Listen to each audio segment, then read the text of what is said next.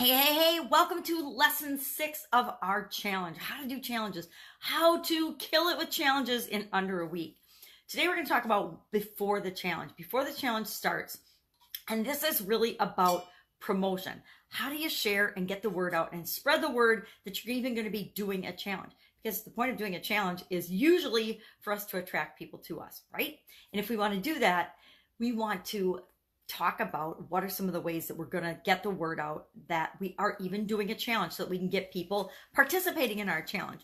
Well, first thing we want to think about is timing. I start talking about a challenge as soon as I get the idea for it. As soon as I get the idea that I want to do a challenge in a particular area. For example, right now I'm doing a hook story offer challenge. It's just a personal challenge to help me get better at creating hook stories and offers. And as soon as I decided, the morning I decided I was going to do that, I started asking in groups and forums and message boards and places that I participate on a regular basis on social media and friends and other people that I know what they thought about. And, I messaged some and I emailed some what they thought about this idea and told them what I was going to do and asked if they wanted to do it with me just for the fun of it. It's just a fun of it personal development challenge. Remember, I do challenges of all types all the time. And so as soon as I get the idea, I will start asking people, spreading the word and talking about it and kind of planting seeds that it's coming up, that I'm going to be doing this challenge. And I would love for people to participate with me. I will talk about it in direct messages with people. I'll talk about it in my phone conversations. I'll talk about it in my coaching calls. I start mentioning it and building excitement and anticipation for it right off the bat, even before I've actually planned out and decided what the challenge is going to be.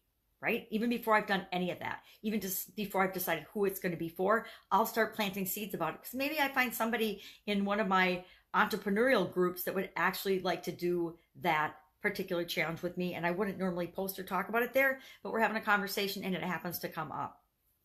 So I'm always looking for opportunities to share about it and not sharing a salesy, join my challenge way, but sharing this is something I'm doing. Would anybody else be interested in doing it with me? Now, if it's a paid challenge, you're going to deal with it a little differently than if it's a free one. But free ones, I'm like, if I'm sharing free information with anybody, I should be able to ask and talk about that in a lot more places than I could otherwise. Now, there's free ways to promote and share and spread your challenge. And there's, of course, paid ways. I could spend an entire day talking about either one of these, and I've got like a few minutes. So let's just think quickly about each of these and how we would best approach them. Free ways. Post on your social media accounts. If you have got a blog or any other platform, I happen to have a blog, a podcast, I do Facebook Live videos. I would use all those mediums to share that I'm doing this challenge and to give information about the challenge. And again, I would start right away. I would start talking about it immediately. I think the day that I decided to do the hook story offer one, I talked about it on my podcast. I talked about it on Facebook Live. I talked about it in my blog, and I just posted about it as I was going about my day. I posted in 2 particular groups. One it got removed from, which kind of made me laugh. And the other one, I got some interaction and some engagement and some people that are participating with me on it.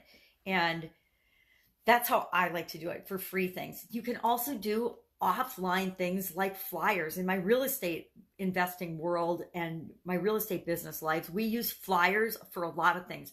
Flyers in coffee shops, flyers in gas stations, flyers at colleges, depending on who your target audience is, where it depends where you might actually use flyers. Depending on how much in advance you decide to do your challenge will determine what kind of things you can do. I mean, you could actually get things printed up at Vistaprint and send out postcards. You want to hit up your email list. You want to hit up your friends and family because they might know somebody who knows somebody. And I'm not saying hit them up like in the sleazy MLM way. I'm saying just mention to people in passing that you're doing this challenge. Do they know, hey, do you know anybody that this might be right for, or that could use this result that I'm getting in this challenge, or helping guaranteeing people get in this challenge? And you'd be surprised who knows somebody that can be your next star challenger, right? So there's a lot of free ways. Just use your imagination, get creative as far as how you want to get the word out. But the earlier the better, and just keep sharing. And it's not about being, again, sleazy or salesy. It's about sharing that you've got something that you can help people with, because a lot of people have the problem that you're solving with your challenge, and that would benefit them. So where are those people? Put the option out there in front of them.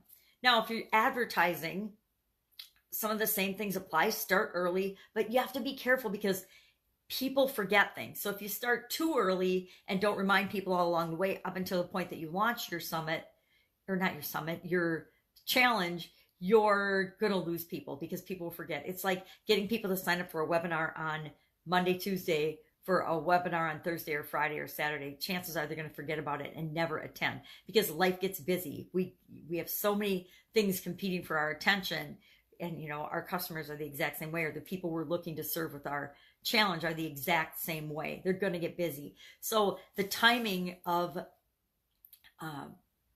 the final lead up to the event, because a challenge is an event, you have to play up and pay attention to that. So running ads 2 weeks in advance of your challenge are probably going to be a waste of your money, right? Unless you're super targeted and in the exact right place. Again, we could talk about this for a whole day, but make sure there's different ways you can do it. You can do, social media, Facebook ads, Instagram shout outs, find influencers that you can partner with, find affiliates that you can partner with, find people on your Dream 100, people you follow and respect that might serve their audience, other podcasters, if you're a podcaster or if you're not, people with a platform, people with a way of reaching or with an audience already of the people that you're trying to target are the quickest, fastest way to explode your audience, explode your list, explode the people that are getting exposed to your challenge. So again, before the challenge, we're going to, of course, plan and prepare and promote. And for promotion, the sooner the better, get the word out and just continue to get the word out up to and including the event. Now, tomorrow we're going to talk about what you do during the actual challenge, but today was all about what are you going to do before? How are you going to get people to see or know about it?